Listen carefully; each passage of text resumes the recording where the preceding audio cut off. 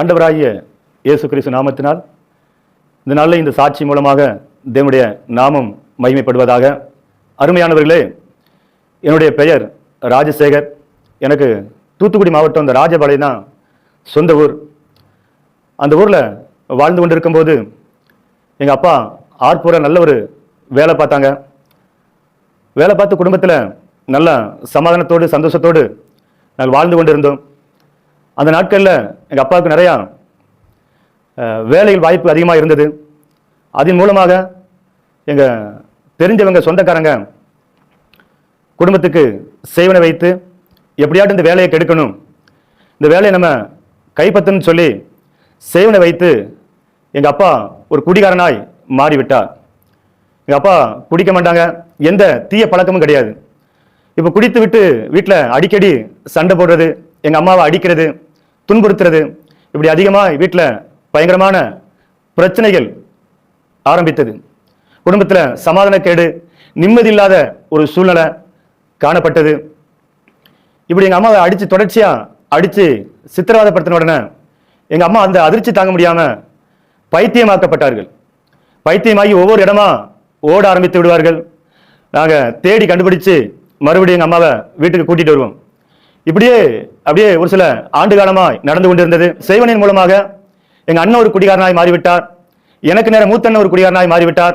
எங்கள் வீட்டில் நாங்கள் 7 பேர், 3 ஆண்கள் 4 பெண்கள். நான் தான் வீட்டில் இளைய மகன். குடும்பத்தில் சமாதானம் கிடையாது, சந்தோஷம் கிடையாது, மகிழ்ச்சி கிடையாது. அப்படியே அந்த செய்வனை கட்டி மூலமாக முழு குடும்பமும் பாதிக்கப்பட்டது. இப்போ இப்படியே போய்கொண்டிருக்கிற நாட்களில் எங்கள் அப்பாவுக்கு அந்த வேலை போய்விட்டது. மறுபடி பிஎஸ்சி கம்பெனியில் தூத்துக்குடியில் கப்பல் கான்ட்ராக்ட் கொடுத்தாங்க. ஒரு மாதத்துக்கு எனக்கு விவரம் தெரியும் போதே ஒரு 35-40 வருஷத்துக்கு முன்னால் 4 கப்பல் 5 கப்பல் வரும். ஒரு கப்பலுக்கு 100 பேரை வேலைக்கு விட்டுருப்பாங்க. அதுலேயும் நல்ல வருமானம் வந்தது. அப்பவும் எங்கள் அப்பா குடித்து விட்டு அதிகமாக கஞ்சா பழக்கத்துக்கு அடிமைப்பட்டு அந்த வேலையும் கடைசியில் எங்கள் அப்பா விட்டு போய்விட்டது. இப்போ வீட்டில் பயங்கரமான கஷ்டம், சாப்பாடுக்கே வழி இல்லாத ஒரு சூழ்நிலை. சாப்பாடு பொங்கினாலே ஒரு பெரிய மகிழ்ச்சியாக இருக்கும். அப்படிப்பட்ட ஒரு சூழ்நிலையில் ஒரு நாள் எங்கள் அப்பா குடித்து விட்டு எங்கள் அக்காவை அசிங்கமாக பேசிட்டாங்க. 2வது அக்காவை அசிங்கமாக பேசிட்டாங்க. அப்போ நான் வீட்டுக்குள்ளே போகிறேன். வீட்டுக்குள்ளே போகும்போது எங்கள் அக்கா கையில் மண்ணெண்ணெய் கேன் இருக்கு. நான் பக்கத்தில் எங்கள் அக்கா அப்படின்னு நான் பக்கத்தில் போகிறதுக்குள்ள மலமலன்னு மண்ணெண்ணையை ஊற்றி தீப்பிட்டி வெட்டி மேலே போட்டாங்க. என் முன்னால் இருந்து மலமலமலன்னு திப்பு எரியுறது. நான் பக்கத்தில் நின்ன கண்டு தம்பி நீ தூர போன்னு சொல்லி அவங்க மேலே இருக்கிற தாவானியை தூக்கி வீசினாங்க. நான் பக்கத்தில் இருந்த கண்டு அது என் மேலே கவர் ஆயிட்டு அப்படியே ஒட்டிக்கிட்டு இப்போ 2 பேருக்குமே சூடு தாங்க முடியாமல் வேகமாக வெளியே ஓடி ஏத்தாப்புல ஒரு வீடு இருந்தது, ஒரு தொட்டிக்குள்ள போய் விழுந்துட்டோம். கொஞ்ச நேரம் கழிச்சு வண்டி வந்தது. இந்த வண்டி வந்து ஜிஹெச் கொண்டு போனாங்க. என்ன ஒரு முழு வாழலையிலையும் எங்கள் அக்காவில் ஒரு முழு வாழலையிலையும் படுக்க வைத்திருந்தார்கள். அருமையானவர்களே, எங்கள் அக்கா சொன்ன ஒரு வார்த்தை, ஒரு கோபத்தில் நான் அதை செஞ்சுட்டேன், அப்பா என்ன அசிங்கமாக பேசிட்டாங்க, இப்படி நடக்கும்னு எனக்கு தெரியாதுன்னு சொல்லி ரொம்ப வேதனைப்பட்டார்கள். அருமையானவர்களே, இந்த கோபத்தை உண்டாக்குறவன் தான் சாத்தான். இந்த கோபத்தின் மூலமா குடும்பத்தில் பலவிதமான இழப்புகள். தண்ணின்னு சொல்லி 3 நாளா தண்ணி கேட்டாங்க. ஒரு சொட்டு தண்ணியோட எங்க அக்காளுக்கு கொடுக்கல. கரெக்டா 3வது நாள் என் கண்ணு முன்னாலே எங்க அக்கா மரித்து போனார்கள். நான் கிட்டத்தட்ட 1 மாசம் ஹாஸ்பிட்டலில் இருந்தேன். ஏறத்தாழ ஒரு 35 வருஷத்துக்கு மேல இருக்கும். நான் மறுபடி வீட்டுக்கு வரும்போது எங்க அம்மா பைத்தியமாக்கப்பட்டார்கள். அந்த அதிர்ச்சி தாங்க முடியாம என் பிள்ளை இறந்துட்டேன்னு சொல்லி எங்க அம்மா பைத்தியமா ஒவ்வொரு இடமா ஓட ஆரம்பித்து விட்டார்கள். அருமையானவர்களே, 4 நாள் 5 நாள் எங்க அம்மா வந்துருவாங்க. ஒன்று தருவைக்குளம் போவாங்க, இல்லைன்னா தெரிஞ்ச சொந்தக்காரங்க வீட்டுக்கு போவாங்க, மறுபடியும் வந்துருவாங்க. ஆனா ஒரு 5-6 நாள் வரலன்னு உடனே எனக்குள்ள பயம் வந்துட்டு. ஏன்னா எல்லாருமே திருமணமாகி போய்விட்டார்கள். நான் வீட்டில் லாஸ்ட் பையன். ரொம்ப பயம் கொடுத்துட்டு பகலெல்லாம் பையனோடு விளையாடும் போது எனக்கு ஒன்றும் தெரியாது. நைட் ஆகிட்டா எங்கள் அம்மா நினச்சி ஏங்கி அழுதுகிட்டே இருப்பேன். அம்மா எங்கே போனாங்களே தெரியலன்னு சொல்லி ஏங்கி அழுவேன். கடைசியில் 1 வாரம் கழிச்சு எங்கள் அண்ணன் எங்கள் அக்காட்ட போய் சொன்னேன், அம்மாவை காணும், எங்கே போனாங்கன்னு தெரியலன்னு. கடைசியில் எல்லாரும் சேர்ந்து தேட ஆரம்பித்தோம், கண்டுபிடிக்க முடியல. கடைசியில் ஒரு மந்திரவாதிட்ட போனோம். இப்படி எங்கள் அம்மா காணாமல் போயிட்டாங்க அப்படின்னு சொன்ன உடனே அவர் வெத்திலையில் மை போட்டு பார்த்தார். நான் பக்கத்தில் நிற்க, எங்கள் அக்கா எங்கள் மைனி எல்லாம் நின்னாங்க. நான் பக்கத்தில் நிற்கும் போது ஒரு வெத்தலை எடுத்து வெத்தலையில் மையை தடவி அப்படி தூக்கி பார்த்தாங்க. பார்த்துட்டு சொன்னாங்க, உங்க அம்மா குற்றாலத்தில் குளிச்சிட்டு இருக்காங்க, நீங்க இப்போ போனா உடனே உங்க அம்மாவை பிடிச்சலாம் கூட்டிட்டு வந்துடலாம்னு சொல்லி அனுப்பி விட்டாங்க. உடனே எல்லாருமே கடந்து போனாங்க. எங்க அம்மாவை காணும். கிட்டத்தட்ட அவங்களுக்கு வாங்க வேண்டிய பைசா வாங்கிட்டு எங்க அம்மாவை கண்டுபிடிக்க முடியல. எங்க அம்மா போயும் ஏறத்தாழ ஒரு 35 வருஷத்துக்கு மேலவே இருக்கும். எங்க போனாங்கன்னே தெரியல. இந்த குடி மூலமா, கஞ்சா பழக்க மூலமா எங்க அப்பா அதுக்கு அடிமைப்பட்டு முழு குடும்பமும், எங்க அண்ணன் ஒரு குடிகாரனாய் மாறிவிட்டார், எனக்கு நேரம் மூத்த ஒரு குடிகாரனாய் மாறி தமிழ்நாட்டில் ஒரு பெரிய ரவுடி, அவரோடு சேர்ந்து அவருடைய வாழ்க்கையை அவரும் அழித்துக் கொண்டார். இப்படி முழு குடும்பமும் பாதிக்கப்பட்டது. இப்போ எல்லாருமே திருமணமாகி போய்விட்டார்கள். நானும் எங்க அப்பாவும் தான் இருக்கோம். நைட்டெல்லாம் எங்க அம்மாவை நினைச்சு அழுவேன். வாழ்க்கையில நிம்மதி கிடையாது, சமாதானம் கிடையாது. அம்மா எங்க போனாங்களோ தெரியலன்னு சொல்லி ஒரு சில ஆண்டுகளாக நான் கண்ணீர் வடித்த நாட்கள் உண்டு. அருமையானவர்களே, எனக்கு ஒரு 11-12 வயசு இருக்கும் போதெல்லாம் என்னுடைய நண்பர்கள், சரியில்லாத நண்பர்களோடு நான் பழக்கமாகி அவங்க என்ன பண்ணுவாங்கன்னா, டீ கடையில் போய் கட்டுப்பீடி பழகிட்டு வருவாங்க. இந்த டீ கடையில் பீடி சிகரெட் அடிச்சுட்டு கீழே போட்டிருக்கும் போது ஒரு 9 மணி 10 மணிக்கு அவங்க போய் அந்த சிகரெட்டு கட்டை பீடி எல்லாத்தையும் பிறக்கிட்டு வந்து தருவாங்க. அப்படியே எனக்கு பழகி தந்தாங்க. ஒரு 10-11 வயசுல அந்த பீடி சிகரெட்டுக்கு அடிமைப்பட்டு அதற்கு பிற்பாடு அந்த முருங்கேட்டில் அவங்க வேலை பார்த்தாங்க. கஞ்சா பழக்கத்துக்கு எனக்கு பழகி தந்தாங்க. அந்த படம் பார்த்துட்டு அவங்க போயிடுவாங்க. அதில் இருக்கிற கட்டப்பீடியில் இருக்கிற அந்த தூளை பூரா ஒரு தீப்பெட்டியில் தட்டி அடைச்சு எனக்கு இருக்கிற நண்பர்களுக்கெல்லாம் ஒரு சில நண்பர்கள் பழகி கொடுத்தாங்க. இப்படிதான் என்னுடைய செயற்கை சரியில்லாம நான் பீடி சிகரெட்டுக்கு கஞ்சா பழக்கத்துக்கு அடிமைப்பட்டு, அது மாத்திரமல்ல ஒரு 12-13 வயசுல மறுபடியும் குடி பழக்கத்துக்கு அடிமையாயிட்டு. ஏன்னா எனக்கு ஆதரவு கிடையாது, என்ன கேள்வி கேட்க ஆளு கிடையாது. நான் கடலுக்கு போய் நானே உழைச்சி குடி, சூதாட்டம், கஞ்சா பழக்கம், இப்படி ஒரு 18-19 வயசு வரும்போதெல்லாம் எனக்கு ஒரு 4 கேஸ் ஆயிட்டு, கிட்டத்தட்ட 4 நேரம் ஜெயிலுக்கு போய் வெளியே வர வேண்டிய ஒரு சூழ்நிலை. வாழ்க்கையில நிம்மதி கிடையாது. எப்படியாவது இந்த குடி பழக்கத்திலிருந்து விடுதலை ஆகணும், இந்த சூதாட்டத்திலிருந்து விடுதலை ஆகணும், யாராட்டும் நம்மளை விடுதலையாக்க மாட்டாங்கன்னு சொல்லி பல நாட்களா ஏங்கின நாட்கள் உண்டு. ஆனா ஆசை இருக்கும், ஆனா முடியல. 1ஆம் கிளாஸ் 2ஆம் கிளாஸ் வரைக்கும் தான் நான் போன ஞாபகம் இருக்கு. அதுக்கு பிற்பாடு என்ன ஸ்கூல்ல கொண்டு விட ஆளு கிடையாது, பராமரிக்க ஆளு கிடையாது. ஏன்னா எங்க அம்மா எங்க போனான்னு தெரியல, எங்க அக்கா இறந்துட்டாங்க. வாழ்க்கையில முழுக்க சாத்தானுக்கு அடிமைப்பட்டு படிப்பும் பாதிக்கப்பட்டது. படிப்புல எந்த முன்னேற்றமும் கிடையாது. ஸ்கூலுக்கு போவே விருப்பம் இல்லாத ஒரு சூழ்நிலை. மறுபடியும் எங்க அக்கா வந்து நானும் எங்க அப்பாவும் இருக்கும்போது, நீங்க இருக்க வேண்டாம், அக்கா வீட்டுக்கு வான்னு சொல்லி கிருஷ்ணராஜபுரம் கூப்பிட்டு வந்தாங்க. சரி, இவனுக்கு ஒரு திருமணத்தை முடிச்சு வச்சாராட்டும், இவன் குடியாம இருப்பான்னு பாப்புன்னு சொல்லி திருமணம் முடிச்சு வச்சாங்க. நான் ஜெயில இருக்கும்போது தான் எனக்கு வெளியே பொண்ணு பார்த்தாங்க. அப்போ பெண் வீட்டுல உங்க தம்பி எங்கன்னு கேட்கும்போது, என் தம்பி ராமேஸ்வரத்துல கடலுக்கு போறான், அவன் வந்துருவான்னு சொல்லி ஒரு சகோதரியை பார்த்துட்டாங்க. நான் ஒரு கேஸ்ல உள்ள போயிட்டு வெளியே வரும்போது அந்த சகோதரி எனக்கு கொண்டு போய் காட்டினாங்க. ஒரு திருமணத்தை முடிச்சு வச்சா குடிக்க மாட்டான்னு சொல்லி திருமணத்தை முடிச்சு வச்சாங்க. திருமணத்தை முடிச்ச பிற்பாடு அதிகமான குடி, அதிகமான சூதாட்டம், கஞ்சா பழக்கம். 5000-10,000 நான் சூதாட்டத்தில் தோத்திருப்பேன். வீட்டுக்கு ஒரு 50 ரூபா கொடுக்க மனசு வராது. எனக்கு 3 பெண் பிள்ளைகள். அப்படியே 3 பேரும் 2 மணி 3 மணிக்கெல்லாம் பார்த்தா அப்படியே அந்த பிள்ளைகள் படுத்து கிடக்கும். நான் கண்ணீர் வடிச்ச நாட்கள் உண்டு. இவ்வளவு பணத்தை நம்ம தோத்திருக்கோம் சூதாட்டத்துல, இந்த பிள்ளைகளுக்கு ஒண்ணுமே கொடுக்க முடியலையே, ஏன் இப்படி நம்ம இருக்கோம் அப்படின்னு சொல்லி வேதனைப்பட்டு கண்ணீர் வடித்த நாட்கள் உண்டு. குடிக்கிறவங்களுக்கு நல்லா தெரியும். ஆனா குடிக்க கூடாதுன்னு தான் நினைப்பாங்க, சூதாடக்கூடாது, கஞ்சா அடிக்க கூடாது, நம்மளும் வாழணும்னு நினைப்பாங்க. ஆனா அந்த சாத்தான் அவங்களை அடிமைப்படுத்தின பிற்பாடு அதுல இருந்து அவங்களால வெளியே வர முடியாத ஒரு சூழ்நிலையில தவிக்கிறத பார்க்க முடியும். அநேக மனைவிட்ட கேட்ட சொல்லுவாங்க, இனி நான் குடிக்க மாட்டேமா, இந்த நாள் மட்டும் என்ன மன்னிச்சுக்க, இனி நான் குடிக்கவே மாட்டேன் அப்படிம்பாங்க. மறுபடியும் அதே மாதிரி அவங்க தொடர்ந்து குடிக்கிறத பார்க்க முடியும். அருமையானவர்களே, இப்படிதான் என்னுடைய வாழ்க்கை போய்கொண்டே இருந்தது. கரெக்டா 3 வருஷம் நானும் என்னுடைய நண்பர் ஒரு சகோதரன் இருக்கிறார்.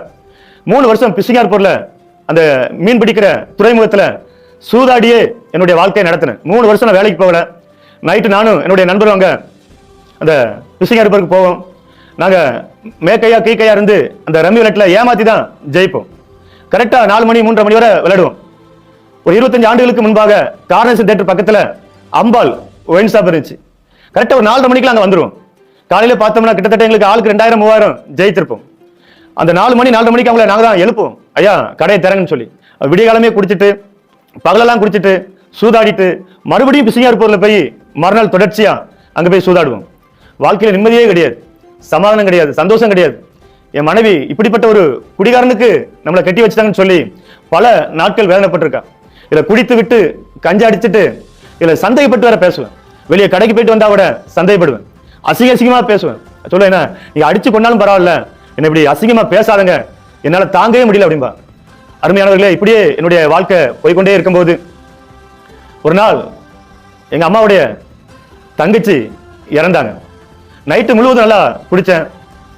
காலையில குடிக்கிறதுக்கு பணம் கிடையாது. அன்னைக்கு அடக்காரம் எடுக்கணும், பணம் இல்லைன்னு சொன்ன உடனே என் மனைவிட்ட நான் போய் சண்டை போட்டேன், எனக்கு குடிக்க பணம் தான் அப்படின்னு. அப்ப என்கிட்ட ஒண்ணுமே கிடையாது அப்படின்னு சொல்லி என் மனைவி சொல்றாங்க. இப்ப ஒண்ணும் இல்லைன்னு சொன்ன உடனே எனக்குள்ள இருந்து சாத்தா என்ன செய்யறானா, இவளை இந்த வீட்டுல வைக்காத அப்படின்னு சொல்லி ஒரு உணர்வு வருது. என் மனைவி பிள்ளைகள் வெளியே போனாங்க. நான் ஒரு சின்ன போட்டு வச்சிருந்தேன், வல்லம் வச்சிருந்தேன். அந்த வள்ளத்துக்கு போற டீசல் 10 லிட்டர் டீசல் வீட்டில் இருந்தது. வீட்டை விட்டு வெளியே போன உடனே மலமலன்னு டீசலை ஊற்றி வீட்டை தீ வச்சு விட்டேன். தீ வச்சு விட்டு அப்படி திப்பு திப்புன்னு எரியுது. நான் அப்படியே வண்டி எடுத்துட்டு என்னுடைய நண்பர் வீட்டில் போய் படுத்துட்டேன். ஒரு சில மணி நேரம் கழிச்சு எங்க அண்ணன் வந்து எழுப்புனாங்க, தம்பி எந்திரின்னு சொல்லி தட்டி எழுப்புனாங்க. என்ன அப்படின்னு? அப்பதான் எனக்கு போதே இறங்குது. என்ன அப்படின்னு? உன் வீட்டை நீ தீ வச்சுட்டா அப்படின்னாங்க. அப்ப எங்க அண்ணன் கேட்க, நானா வச்சா அப்படிங்க? ஆமா, சப் கலெக்டர், தாசில்தார், இன்ஸ்பெக்டர் எல்லாருமே வந்துட்டாங்க. இந்த நேரம் உன்னை பிடிச்சு அடிச்சே கொண்டு போடுவாங்கன்னு சொல்லி நீ ராமேஸ்வரம் பேரு, அண்ணன் வீட்டுக்கு பேரு, மூத்த அண்ணன் வீட்டுக்கு பேரு, நான் பாத்துக்கிட்டேன் அப்படின்னு சொல்லி அனுப்பிவிட்டாங்க. நான் அங்க ஒரு 2 நாள் அங்க இருந்த ஞாபகம் இருக்கிறது. அங்க இருக்கும்போது ஒரு பஞ்சாயத்து தலைவர் மூலமா பேசி, உங்க தம்பியை நாங்க அடிக்க மாட்டோம், பேப்பர் எல்லாம் வந்துட்டு நாங்களா பிடிச்சு அடிப்போம், நீங்க ஆஜர்படுத்தினா அடிக்க மாட்டோம்னு சொல்லி ஆஜர்படுத்தினாங்க. 37 நாள் அந்த கேஸ்ல நான் உள்ள இருந்தேன். 37 நாள் கழிச்சு தூத்துக்குடி கோர்ட்ல ஃபெயில் கொடுக்கல, ஹைகோர்ட்ல தான் போட்டு வெளியே வந்தேன். வெளியே வந்து பார்க்கும்போது அந்த இடம் கம்ப்ளீட்டா எரிஞ்சு சாம்பலாக்கப்பட்டிருந்தது. உடுக்கிறதுக்கு ஒரு துணியோட கிடையாது. அருமையானவர்களே, நான் அப்படியே பார்க்க வெறும் இடம் மட்டும் தான் இருக்கு, கண்ணங்கரேன்று பீரோலு கட்டில் எல்லா பொருளும் அப்படியே உருகி போய்விட்டது.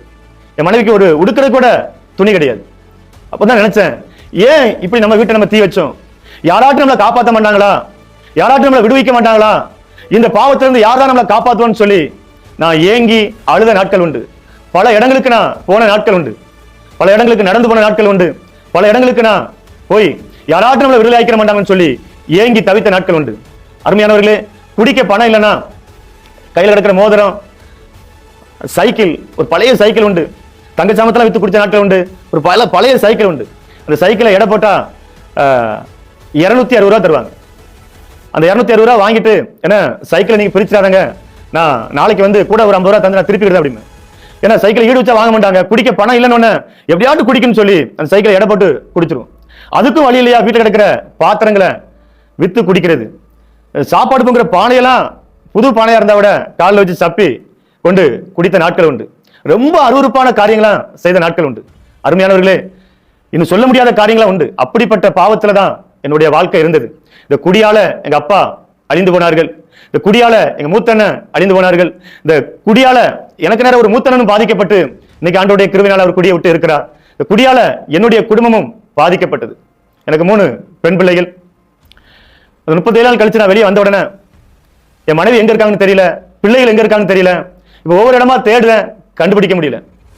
ஒரு கோயில்ல போய் மொட்டையை போட்டுட்டு பைத்தியக்காரனை போல ஒவ்வொரு இடமா அலையிறேன். மனைவி எங்க இருக்காங்கன்னு தெரியலையே, ஏன் நம்ம வீட்டை தீ வச்சோம், இப்ப நமக்கு ஆதரிக்க ஆள் கிடையாது, படுக்கிறது கூட இடம் இல்லையேன்னு சொல்லி நான் கண்ணீர் வடித்த நாட்கள் உண்டு. எங்க அக்கா வீட்டுல, எங்க அண்ணன் வீட்டுல சாப்பிடுவேன்.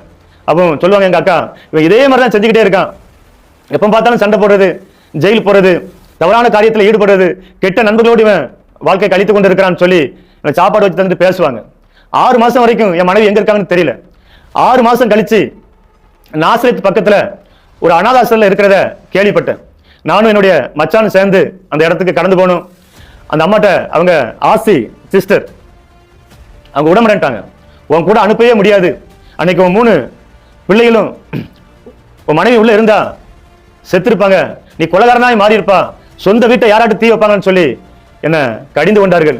நான் சொன்னேன், ஏமா இனி நான் குடிக்கவே மாட்டேன், எனக்கு இந்த ஒரு நேரம் என்ன மன்னிச்சு என் மனைவி என்னோட அனுப்பி விடுங்கன்னு சொன்னேன். அனுப்பவே மாட்டாங்க அப்படின்னாங்க. கடைசியில லாஸ்டா இறக்கப்பட்டு அனுப்பினார்கள். கூட்டிட்டு வந்து ஒரு 5 மாசம் 6 மாசம் இருக்கும். நல்லா வாழ்க்கையில சமாதானத்தோடு சந்தோஷத்தோடு அப்படியே இளைப்பாறலா போய்கொண்டே இருக்கிறது. அப்ப எனக்கு ஒரு நம்பிக்கை வருது, இனி வாழ்க்கையில முன்னேறிடலாம். வல்லம் வச்சிருந்தனால நல்லா ஒரு 18 வருஷத்துக்கு மேல நல்லா காசு கிடைக்கும், 2000 3000 1000 2000 கிடைக்கும். இனி வாழ்க்கையில நம்ம முன்னேறிடலாம், இந்த சமுதாயத்தில் நம்மளும் வாழ்ந்தலாம்னு சொல்லி ஒரு சின்ன நம்பிக்கை வந்தது. ஒரு நாள் என்னுடைய நண்பர்கள் வந்து ஒரு விசேஷ நாள் வந்தது. அப்ப எனக்கு குடி வாங்கித்தா அப்படின்னாங்க, சரக்கு வாங்கித்தா அப்படின்னாங்க. அப்ப நான் அவங்களுக்கு வாங்கி கொடுத்தேன்.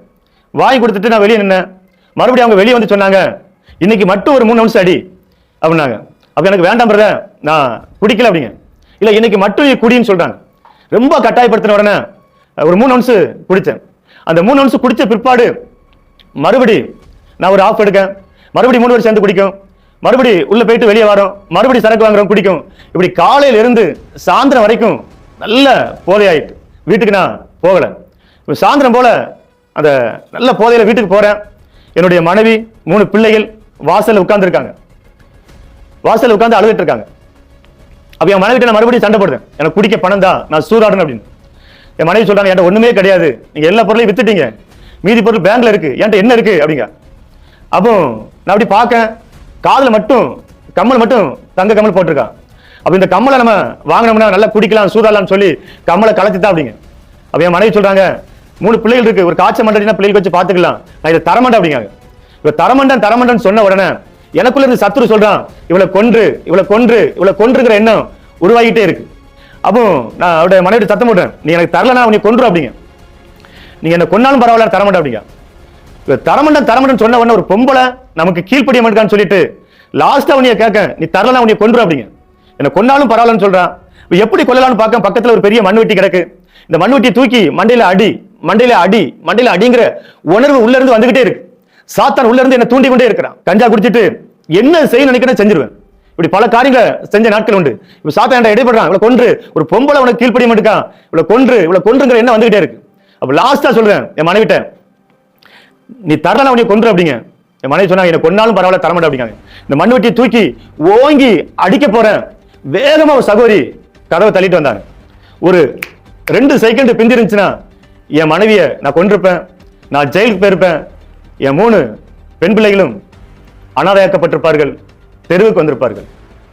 அருமையானவர்களே, அந்த சகோதரி வந்து சொன்னாங்க, நான் அப்படியே திரும்பி பார்க்க, இந்த அக்கா வேகமா வராங்க, ஒரு நாளும் நம்ம வீட்டுக்கு வர மாட்டாங்களே அப்படின்னு சொல்லி அப்படி திரும்பி பார்க்க, அந்த அக்கா வந்து சொன்னாங்க, தம்பி நான் வீட்டுல சாப்பிட்டு இருந்தேன், பாதி சாப்பாடை வச்சுட்டு ஏசப்பா அவன் வீட்டுக்கு வர சொன்னாங்க. இந்த இயேசு தேடி வந்து வாழ்வு கொடுக்கிற தேவன். அருமையான நண்பர்களை, இதை கேட்டுக்கொண்டிருக்கிற தேவ பிள்ளைகளை, தேவன் அறியாத பிள்ளைகளா இருந்தாலும் இந்த ஏசப்பா வாழ வைக்கிற தேவன். அவர் உங்களையும் என்னையும் தூக்கி எடுத்து பாவத்திலையும் சாபத்திலிருந்து விடுதலையாக்குற தேவனா இருக்கிறார். அருமையானவர்களே, இன்னைக்கு அநேக வாலிபர்கள், சிறு பிள்ளைகள் குடிப்பழக்கத்துக்கும் சூதாட்டத்துக்கும் அடிமைப்பட்டு தன்னுடைய வாழ்க்கையை அழிக்கிறத பார்க்க முடிகிறது. என்னுடைய வாழ்க்கையில நான் பாதிக்கப்பட்டதுக்கு முழுக்க என்னுடைய சரியில்லாத நண்பர்கள், கெட்ட நண்பர்களோடு ஐக்கியம் வைத்து என்னுடைய வாழ்க்கை அழிக்கப்பட்டது. அதால என்னுடைய குடும்பத்துல பாதிப்பு. எங்க அக்கா இறந்து போனாங்க, எங்க அம்மா இறந்து எங்க அம்மாவை நாங்க ஒரு அடக்கம் இருந்தா விட நல்லா இருந்திருக்கும், எங்க போனாங்கன்னே தெரியல. அதனால நான் ரொம்ப பாதிக்கப்பட்டிருக்கேன். அப்படிப்பட்ட நிலைமையில இருந்து ஆண்டவர் என்ன தெரிந்து கொண்டா. அந்த அக்கா வந்து சொன்னாங்க, தம்பி இயேசு 2000 ஆண்டுகளுக்கு முன்பாக உனக்காக சிலுவையில மரித்து 3ஆவது நாள் உயிரோடு எழுந்தார். இந்த இயேசு உன் பாவத்தை மன்னிப்பார், உன் சாபத்தை மன்னிப்பார், இந்த இயேசுவை நம்பிப்பார், உனக்கு வாழ்வு கொடுப்பார் சொல்லி அந்த அக்கா பேச பேச எனக்கு ஒரு நம்பிக்கை வந்தது. ஐயோ, இந்த குடியில இருந்து யார் நம்மளை காப்பாத்துவா, இந்த சூதாட்டத்துல இருந்து யார் என்ன விடுதலையாக்குவா, கஞ்சா குடிக்க கூடாதுன்னு நினைக்க முடியலையேன்னு சொல்லி நான் ஏங்கி அழுத நாட்கள் உண்டு. இந்த சகோதரி சொன்னாங்க, தம்பி நான் போற சர்ச்சைக்கு ஒரே ஒரு நாள் வந்துப்பா, நான் போற சர்ச்சைக்கு ஒரே ஒரு நாள் வந்துப்பா, உனக்கு வர இஷ்டம் இருந்தவா, இல்லைன்னா வர வேண்டாம் அப்படின்னாங்க. நான் முதல் நாள் என் மனைவிட்ட சொல்லல, முதல் நாள் போய் பார்ப்போம், இந்த இயேசு விடுதலை இருந்தா வாழும், இல்லைன்னா செத்துருன்னு சொல்லி முதல் நாள் வேதனையோடு இந்த பாவத்திலிருந்து யார் எனக்கு விடுதலை தருவான்னு சொல்லி நான் அந்த சகோதரி சொன்ன சபைக்கு கடந்து போனேன்.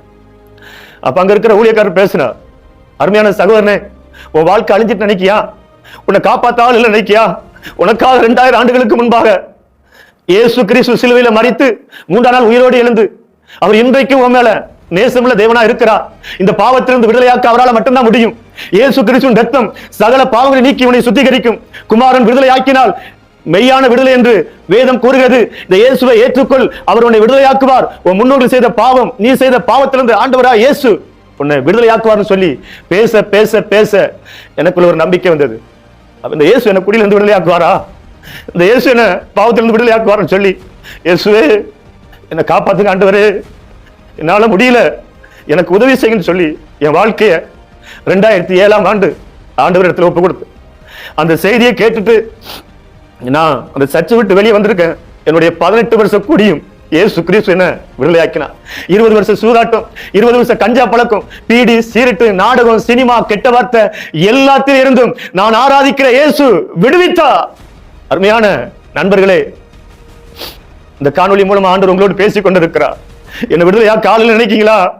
இயேசுவால முடியாத காரியம் ஒன்றுமே கிடையாது. அவரால் எல்லா பாவத்திலிருந்து விடுதலையாக்க முடியும். வேதத்தில் எழுதப்பட்டிருக்க எரேமியா 39ஆம் அதிகாரம் 18ஆம் வசனத்தில் ஆண்டவர் சொல்லுகிறார், நிச்சயமாகவே உன்னை விடுவிப்பே, நீ பட்டயத்துக்கு இரையாவதில்லை. நீ என்னை நம்பினபடியினால் உன் பிராணன் உனக்கு கிடைத்த கொள்ளை பொருளை போல் இருக்கும் என்று கர்த்தர் சொல்கிறார் என்று வேதம் தெளிவாய் சொல்கிறது. ஒரே நாள்ல விடுதலை. எனக்கு பெரிய ஆச்சரியம். இவ்வளவு பெரிய பாவத்திலிருந்து இந்த இயேசு விடுவித்து விட்டார். ஆண்டவரே, இனி உமக்காக வாழ்வுன்னு சொல்லி என்னுடைய வாழ்க்கையை நான் ஆண்டவரிடத்துல ஒப்பு கொடுத்தேன். இன்னைக்கு கிட்டத்தட்ட 15 ஆண்டு காலமாக முழு நேரமா ஆண்டவருடைய பணியை ஆண்டவர் செய்ய வைத்திருக்கிறார். அதுக்கு பிற்பாடு சபையில் இருக்கிற ஒரு சில ஊழியங்களுக்கு ஒப்பு கொடுத்து சபையோடு இணைந்து ஒரு 2 ஆண்டு காலமாக ஊழியத்துல ஆண்டவர் பயன்படுத்தினார். மறுபடியும் ஆண்டவர் அழைத்து இந்த ஊழியத்துல 15 வருஷமா முழு நேரமா ஊழியத்தை செய்ய வைத்திருக்கிறார். அருமையானவர்களே, இயேசுவால மட்டும்தான் விடுதலை. அவருடைய இரத்தம் சகல பாவங்களை நீக்கி நம்மை சுத்திகரிக்கும். எப்பேற்பட்ட பாவமா இருந்தாலும் ஆண்டவரால முடியாத காரியம் ஒன்றுமே கிடையாது. மனுஷனால் கூடாதது தேவனால எல்லாம் கூடும். அருமையான சகோதரனே, சகோதரியே, நிச்சயமா ஆண்டவர் உங்களுக்கு விடுதலை கொடுப்பார். உங்க பிள்ளைகளுக்கு விடுதலை கொடுப்பார். உங்க கணவனுக்கு விடுதலை கொடுப்பார். உங்க கூட பிறந்த சகோதரனுக்கு விடுதலை கொடுப்பார். எந்த நிலைமையில இருந்தாலும் இயேசுவை நோக்கி கூப்பிடுங்க. ஆண்டவரே, இந்த சகோதரனை விடுதலையாக்கின தேவன் என் கணவனை விடுதலையாக்கணும், என் பிள்ளைகளை விடுதலையாக்கணும் சொல்லி கூப்பிடும் போது நிச்சயமா ஆண்டவர் உதவி செய்ய ஆயத்தமா இருக்கிறார். அதுக்கு பிற்பாடு ஆண்டவருக்கு என்னுடைய வாழ்க்கையை முழுமையா நான் ஒப்பு கொடுத்தேன். ஒப்பு கொடுத்து ஊழியத்துக்கு ஆண்டவர் என்ன அழைத்தாங்க. அழைத்த உடனே ஊழியத்துக்கு நான் கால் எடுத்து வைக்கும் போது பயங்கரமான எதிர்ப்பு, பயங்கரமான யார் எந்த ஆதரவும் கிடையாது. ஒரு சில ஊழியக்காரங்க, உனக்கு ஒண்ணுமே தெரியாது, படிப்பு கிடையாது, பாட தெரியாது, கைத்தட்ட தெரியாது, பைபிள் வாசிக்க தெரியாது, நீ வந்து ஊழியத்துக்கு என்ன செய்ய போறான்னு சொன்னாங்க. குறிப்பா 3 பெண் பிள்ளைகள் இருக்காங்க, உன் பிள்ளைகளை யார் கட்டி கொடுப்பான்னு சொல்லி என் குடும்பத்தில இருந்து எல்லாருமே பேச ஆரம்பிச்சாங்க. ஒன்னே ஒன்று சொன்னேன், இவ்வளவு கொடூரமான பாவத்திலிருந்து விடுதலையாக்கிற தேவன் என் பிள்ளைகளுக்கு திருமணம் ஆகும் போது என் தேவன் என்ன செய்யறார் பாருன்னு சொன்னேன்.